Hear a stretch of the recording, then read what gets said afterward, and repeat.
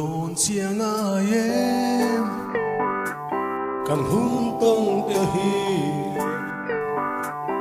tu ra liang sang xua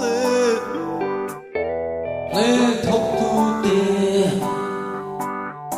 nghe càng nghe thốc xua cả hôn nào chua em bắt đầu ra liang đầu tu đi tu nghe càng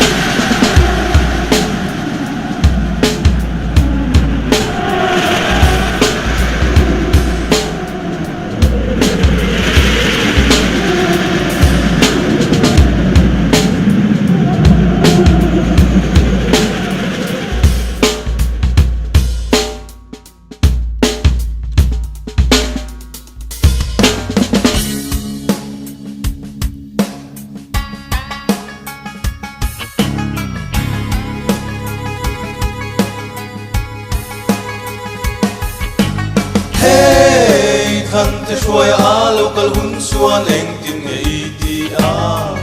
he ngak le takatir tu nghe ni anga lungai le ru una wing ke toy ma una lungai ta he khăn te xuôi á local hun suan eng tin nghe ti a he ngak le takatir tu nghe ni anga lungai le ru una wing ke toy ma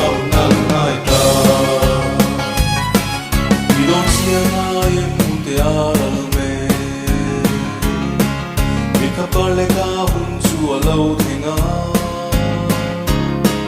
no man la kung la ni so le I khang fel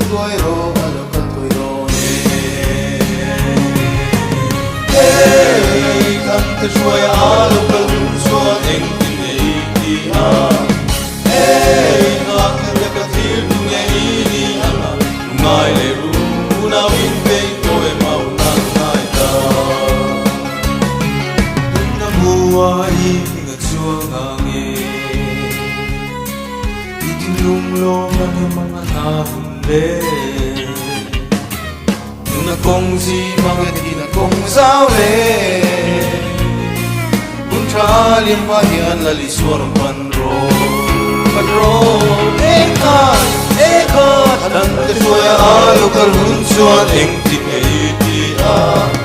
Hey Bakal kakakir kung eiti a Nungai le rum Unang ipeito Nungai ta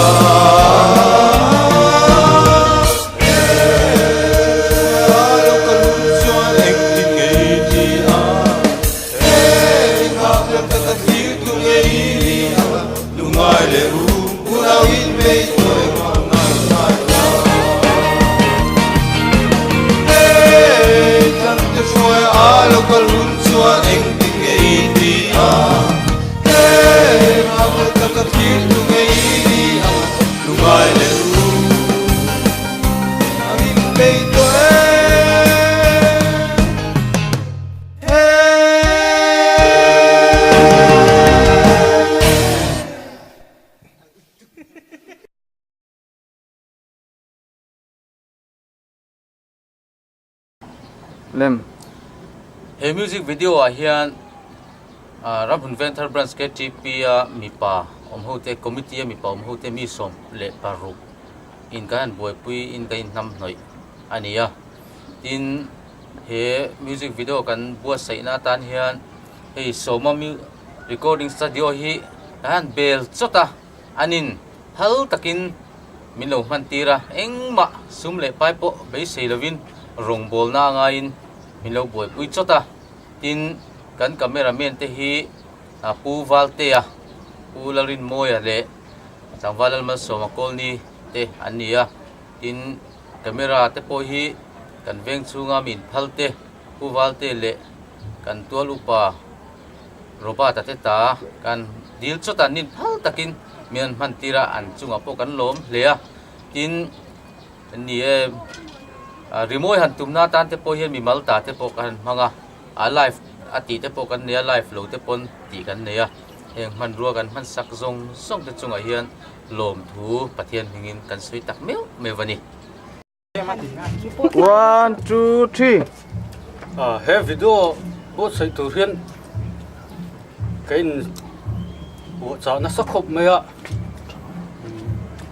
thathum vel chu kan ke manga branch Hruaitu mi pa ho hi chu tiang chuan thei to pin kan be ni o alaka he ti laka ni donin kan ria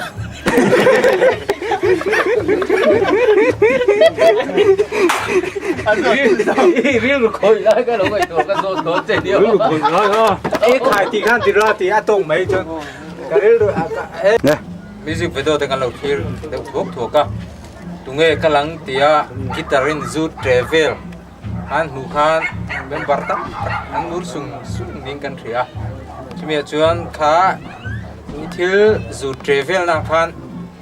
eng guitar ngei mana eng tiang takin nge khan thil atang khan eng practice nia ka music ka khata kan mana kha ibanes guitar nia nia gitar lampang bi ka kan mang uara amoi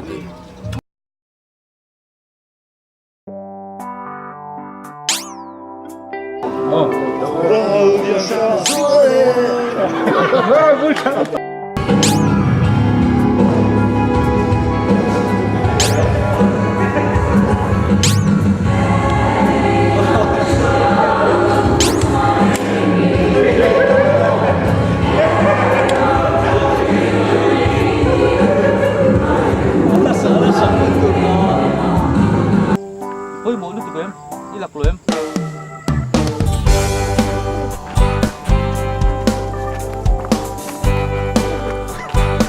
ăn đuôi từ đó